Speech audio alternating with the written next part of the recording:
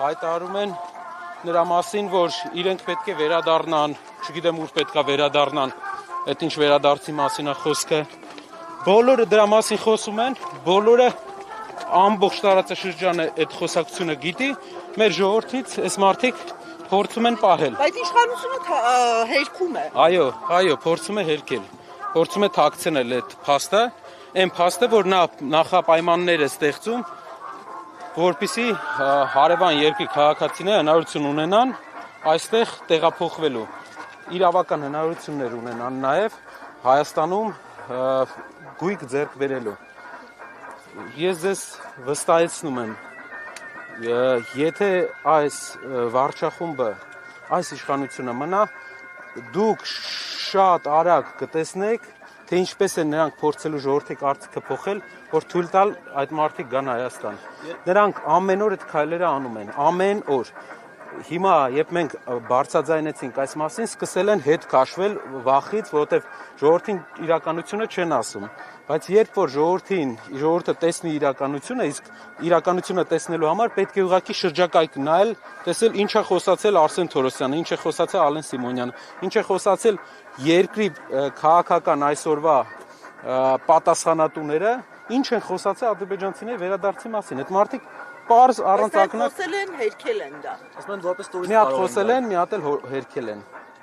Եվ Հերքել են նրանից հետո, այն բանից հետո, երբ որ մենք այդ հարցը բարձրացրել ենք, ու նախընտրական հերքում է դա, ոչ թե իրական հերքում է։ Որպես տուրիստ գալու համար պետք չէր ասել, որ ադրբեջանցիները վերադառնան իրենց տներ։ Ալեն Սիմոնյանը իր խոսքում ասեց, վերադառնան, այստեղ բնակվեն, այդպես էլ ասել է, կարող եք մտնելի մեջ, նայեք, իր խոսքերն է դա։ Մյուս բանն էլ Ադրբեջանի նախագահը բառացի, ցիտում եմ, մենք պետք է վերադառնանք մեր պատմական հողեր, 2 ամիս առաջ, ասում է,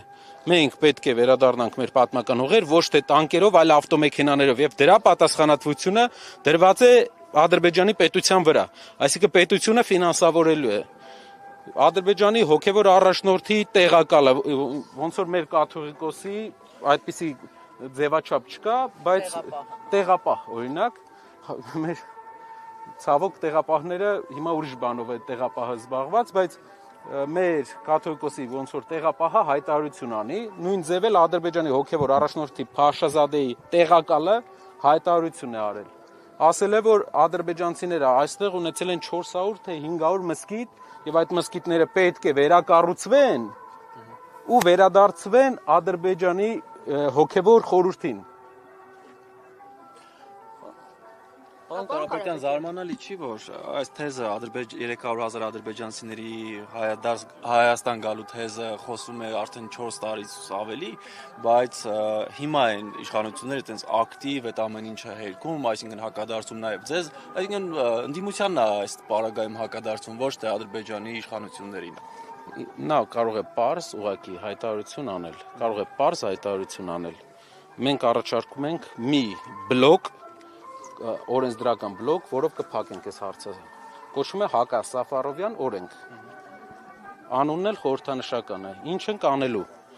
Ադրբեջանի որևէ քաղաքացի իրավունք չի ունենալու Հայաստանի դեմ ագրեսիա արած յուրաքանչյուր երկրի, ոչ միայն Ադրբեջանի քաղաքացի իրավունք չի ունենալու Հայաստանում գնել հող, գնել գույք։ Հայաստան կարող է գալ 10-15 օր գնալ։ Եվ վերջ։ Հակա Սաֆարովյան օրենքը մենք շատ արագ ընդունելու ենք, որտեղ խաղաղությունից պայմանագրից հետո մենք տեսնում ենք, որ Ադրբեջանը լուրջ ֆինանսական ռեսուրսներ է դնելու, որ վերաբնակեցնի այստեղ։ Ձեզ մի օրինակ բերեմ, 2 օր առաջ մենք գնացել էինք Լորվա հյուսիս Տաշիրում էինք։ Մեր մոտ Մեծավանում կա Մեծավան գյուղ ու սահմանից այն կողմ վրացական հատվածում կա ադրբեջանական գյուղ։ Մեծավանում մենք ունեինք 3 դպրոց։ Այսօր 1 դպրոց է մնացել, որովհետև ժողովուրդը լքում է։ Հիմա փակում են 2-րդ դպրոցը, 1 դպրոց ընդամենը մնացել։ Ադրբեջանցիները 88 թվականին սահմանից այն կողմ ունեին մանկապարտեզի չափ փոքր մի հատ դպրոց։ Հիմա 2-րդ դպրոցն են կառուցում։ 2 դպրոց արդեն ունի ադրբեջանական գյուղը, իսկ մեր Մեծավան գյուղը 3 դպրոցից 1-ն է մնացել։ Ինչ է սա նշանակում։ Նրանք շատ ավելի արագ են, գյուղաբնակ ադրբեջանցիները շատ ավելի արագ են աճում թվականակով, քան մեր ժողովուրդը։ Մեր ժողովուրդը գնում է արտագնա աշխատանքի, քանի որ աշխատանք չկա այստեղ։ Դատարկվում են գյուղերը։ Պատկասում եք 3 դպրոցից մեկն են ունեցել, իսկ իրենք մի հատ փոքր դպրոց էլ չէր 80-ականներին։ Հիմա դարձել է արդեն 2 դպրոց։ Ու Բաքվից ֆինանսավորվում են այդ մարդիկ։ Կա Բաքու այդ գյուղ, մեր սահմանից էս կողմ, Բաքու այդ գյուղ ավտոբուս է գնում գալի, ֆինանսավորվող էժան կապ են ստեղծում իրար մեջ։ Մենք տեսել ենք, ես տեսել եմ ոնց են իրանք աշխատում։ Ոնց է մեծանում այդ գյուղը։ Հենց մեր ոնց որ մեծավանն է ու սահմանի են կողմ վրացական հատվածում ադրբեջանական գյուղ։ Անզեն աչքով երևում է, այսինքն պարոն Կարապետյան։ Անզեն աչքով դուք կարող եք տեսնել ոնց է մեծանում այդ գյուղը։ Ու ոնց են ֆինանսավորվում Բաքվից մարդկանց, որպեսի շարժը Բաքվի հետ ապահովի, ադրբեջանական դպրոց լինի։ Այդ նույնն էլ այստեղ են անելու էլի։ Ֆինանսական ռեսուրսների խնդիր չունեն, դնելու են անեն։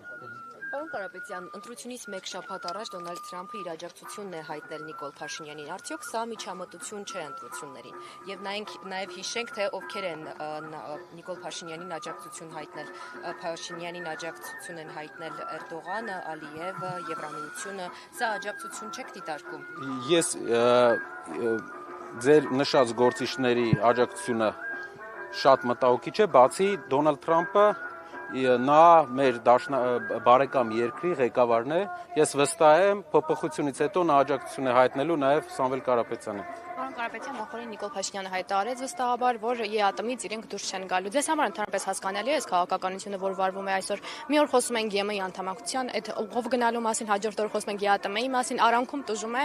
գյուղացին, որովհետև գյուղացիների վրա անդադ համանախապակումներ կիրառ Ռուսաստանը։ Սա շատ լավ օրինակ է։ Մի ամիս առաջ ասում էր, որ դուրս են գալու, հիմա ասում է դուրս չեն գալու, նույնն էլ ադրբեջանցիների վերադարձի հարցը։ Խաբում են։ Նախընտրական սուտ խոստում է։ Ժողովրդին չեն ասում, որ գյուղացիներին չեն ասում, որ ձեր բերքը իր քաղաքական վիրաժների արդյունքում գյուղացու բերքը մնալու է փչանա։ Մենք տասնյակ արդեն վիդեոներ կան, բաներ կան, թե մարդիկ ոնց են թափում բերքը։ Միլիոնավոր դրամների վնաս է կրում։ Դուք այդ խնդրի լուծումը ինչպես եք պատկերացնում, պարոն Կարապետյան։ Խնդիր չկա, պետք է հարաբերությունները լավացնել Ադրբեջանի հետ չկենտրոնանալ միայն Ադրբեջանի հետ հարաբերությունները կարգավորելու վրա հույսը չդնել միայն, մեր հին դաշնակիցների հետ լավ հարաբերություններ պահպանել, որպեսզի կարողանանք հավասարակշռենք։ Մի հատ հայտարարություն է արվել շատ հետաքրքիր։ Այդ հայտարարության մեջ ասվում է Հայաստանը իրեն երաշխավոր է ընտրում իր համար վտանգ ներկայացնող երկիրը։ Դա աշխարհում անօրինակ փորձ է, որ այն երկիրը, որը մեզ վտանգ է ներկայացնում մեզ համար, մենք ուզում ենք նա լինի մեր անվտանգության երաշխավորը։ Ասենք, տեսեք ուր ենք։ Ու այդ երկիրը ոնց է կարծում, իր ամբիցիաներ չի ունենա Հայաստանը կլանի։ Իհարկե կունենա, բնակչությունն է 80 միլիոն, 10 միլիոն, 90 միլիոն թուրքական շրջապատում ենք։ Մենք պետք է պահենք Հայաստանի հայկականությունը։ Եվ դա է մեր հիմնական քայլը այս պահին, մեծ հայ ժողովրդի համար մեծ փոփոխություն բերող քայլը, որ զարգացնենք Հայաստանը, փորձենք ապահովել այնպիսի միջավայր, որ մեր հայրենակիցները վերադառնան Հայաստանի բնակչությունը իրապես աճի, ոչ թե ասֆալտ անենք, մի հատ գործարան, որևէ համայնք ուր գնացել եմ, Երևանից դուրս մի հատ գործարան չի կառուցվել։ Բոլոր տեղերը կնեք, Թալին գնացինք, որևէ բան չի կառուցվել գործարան։ Ստեփանավան գնացինք, որևէ բան չի կառուցվել, չի կառուցվում։ Գործարաններ չեն կառուցվում, մարդիկ չեն աշխատում, ինչ անեն։ Ստեփանավանը Հայաստանի ամենագեղեցիկ վայրերից մեկն է։ Տուրիստ չտեսանք մի հատ։ Մայիսին ամենալավ սեզոնին։ Ինչի համար, որովհետև ոչ մի պրոյեկտ չեն անում։ Պարոն Կարապետյան, ես ուզում եմ հենց ԵՏՄ-ի մասին հարցնել։ Դուք ասում եք, որ մեկ հայտարարում են դուրս են գալու, մեկ հայտարարում են մնալու են։ Ճիշտ ասած, ես չեմ հիշում հայտարարություն, որ կոնկրետ դուրս գալու մասին է եղել։ Կհիշեցնեք դա երբ է եղել։ Միշտ ասվել է կգա պահը եւ որոշում կկայացվի Եվրամիության եւ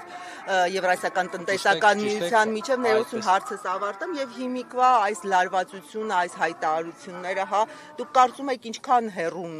կգնան օրինակ ԵՏՄ-ում Հայաստանի դաշնակիցները, մանավանդ որ իշխանությունը կարծում է, որ ամսի 8-ին իրենց հաղթանակով, ես ցիտում եմ, ամեն ինչ ավարտված է լինելու։ Դուք ճիշտ ցիտեցիք, ճիշտ ասեցիք, կոնտեքստը հնչում էր այնպես, որ ԵՄ, ԵԱՏՄ հակադրության մեջ երբ որ ԵՄ մտնելու ժամանակը գա, ԵԱՏՄ-ից դուրս կգա։ Դա կոնտեքստը ընդհանուր խոսքի այդպիսինն էր։ Որոշումը կայացվի, բայց կոնկրետ ցիտումը ճիշտ ցիտեցիք, բայց ճիշտ ցիտեցիք։ Այո, բայց կոնտեքստը բոլորը հասկացան, ինչի մասին է խոսքը, բայց այո, ճիշտ եք։ Մյուս հարցը ԵՏՄ-ի դաշնակիցները ինչ եք կարծում այս լարվածությունը, հայտարարությունները, մինչև ուր կարող է գնալ, որտեղ իշխանությունը կարծում է, որ իրենց հաղթանակով դա նախընտրական էլի բան է, ամեն իրենց հաղթանակ չի լինի, ամսի 8-ին մեր ժողովուրդը վերջապես կորոշի գնալ հենց իրապես կառուցվող Հայաստանի մոդելը երկրի։ Մենք պետք է փոխենք, այնպիսի մոդել սարքենք, որ մեր երկիրը մասնակցի տարածաշրջաներում աշխատատեղերի ստեղծմանը, կառուցի երկիրը երկարաժամկետ մարդկանց համար կենսապահովման միջոց ապահովող միջավայր։ Իսկ հիմիկվա մոդելով, եթե մենք գնացինք, եթե Աստված չանի, այս մարդիկ շարունակեցին, համ հարաբերությունների հիմնական դաշնակցի հետ է վատանալու, համ հիմնական գնորդի հետ է վատանալու։ Դրա դիմաց նա ուզում է ստանալ երկու հատ շնորհավորանք Ադրբեջանից եւ Թուրքիայից, բայց ելի եմ ասում, մեր հակառակորդները վաղեմի դարավոր մեզ ընկեր չեն կարող լինել։ Հարաբերությունները կարգավորելու ենք, բայց միշտ վտանգը զգալով միշտ պետք է ունենանք այլ դաշնակցային հարաբերություններ վատ օրվա համար, ինչպես ու Հայաստանը կարողացել է դիմակայել վերջի 100 տարին։ Պարոն Կարապետյան, Հանրապետության հրապարակում այս պայն ռազմական շքերթ է ընթանում, ըստ էության վերջին 10 տարիների ընթացքում դա առաջին շքերթն է։ Ինչու է հենց հիմա ընտրությունների նախաժեմին է։ Նախընտրական process է ցույց տալու համար, որ իրենք կարողացել են ինչ որ զենք գնել, բայց ես վստահ եմ, որ հաջորդ իշխանությունները զենքը նվեր են ստանալու, շատ էժան են գնելու եւ Հայաստանը ունենալու է լուրջ անվտանգային համակարգ, որ զենքերը իրար հետ համահունչ են լինելու։ Այսինքն մասնագիտական առումով մասնագետները ձեզ կներկայացնեն, որ կա անհամահունչություն մեր զինանոցի մեջ, իրար հետ չեն խոսում։ Եւ դա բերելու է մեծ խնդիրների, բայց դա ավելի շատ մասնագետները կներկայացնեն։ Կտեսնեք։ ԿՊ քարոզարշավի ժամանակ Նիկոլ Փաշինյանը ասել է, որ տրանզիտի հաշվին սեփական գազ ենք ստեղծելու։ Այս մասով ինչ կասել։ Չեմ ուզում ոչ մի բան պատասխանեմ սեփական գազի մասին իր պնդումներին։ Շնորհակալ եմ։ Այսինքն դուք չեք հավատում, պարոն Կարապետյան, այդպիսի հեռանկարի, որ կարող է Հայաստանով անցնել գազատար եւ Հայաստանին դրա համար վճարվի։ Եկեք ավելի խորքային ուսումնասիրենք հարցը, նոր պատասխանենք, բայց կարծում եմ, որ Հայաստանը գազի կախվածությունից ձերբազատվելու լավ ծրագիր ունենք մենք, ուղղակի մի քիչ տնտեսականը կարող եմ ներկայացնել։ Դա Իրանի հետ բարտերի լայնացումն է։ Հայաստանը արևային Խողովակի նկատի ունեք լայնացում։ Խողովակը այս պայն 30% է ծանրաբեռնվածությունը ընդամենը։ Մենք պետք է բարտեր սկսենք անել արևային էներգիան այստեղից Հայաստանից, քանի որ շատ զարգացած է եւ ընդհանրապես Եվրոպայում ամենալավ արևային էներգիայի համար գոտին է Հայաստանը։ Մենք շատ մեծ քանակի արևային էներգիա ենք տալու Իրանին եւ դրա դիմաց ստանալու ենք գազ, որով փակելու ենք մեր ներքին պահանջարկը գրեթե շատ էժան գնով։ Իսկ այդ գազը տալու ենք ջերմոցներին, գազը մեր թոշակառուների համար սուբսիդավորելու ենք, նորմալ մարդկանց համար լավ ընդունելի միջավայր ենք ստեղծելու, որպեսզի մարդիկ կարողանան քիչ ծախսերով կարողանան տունը ջեռուցեն։ Տեսեք, մենք արևայինի հոսանքը տալու ենք Իրանին, ստանալու ենք գազ, գազն էլ սուբսիդավորելու ենք այն ռեգիոնների համար, որտեղ 5-6 ամիս մարդիկ միացնում են, օրինակ Ապարանի շրջանը, այլ շրջաններ կան։ Դրանով կարողանալու ենք մարդկանց կյանքը լավացնենք։ Այդ ծրագիրը մի 4-5 տարվա ծրագիր է, կտեսնեք ինչ մեծ փոփոխություն է լինելու, համ ներդրումներ, համ էժանացում, համ մեծ բյուջե։ Հրաժարվելու եք։ Մենք ունենալու ենք դիվերսիֆիկացված, բայց եթե Պարսկաստանը համաձայնվի մեծ քանակությամբ բարտերային պայմանագիրի լայնացմանը, իսկ մենք տեսնում ենք, որ կհամաձայնվի,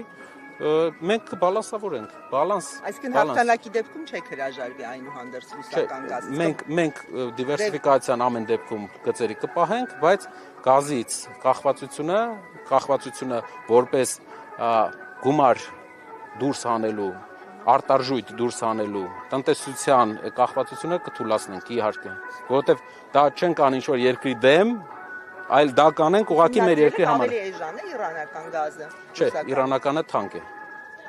Բայց ոնց է էժանություն բարտերով տեսեք ոնց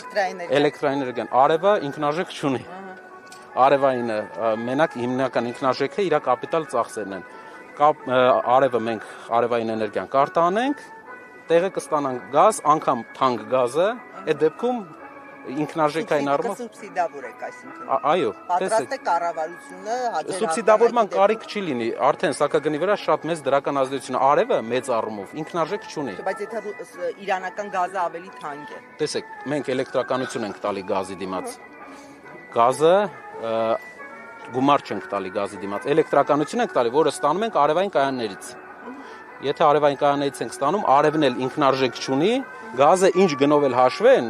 էժան է։ Շնորհակալ։ Շնորհակալ եմ։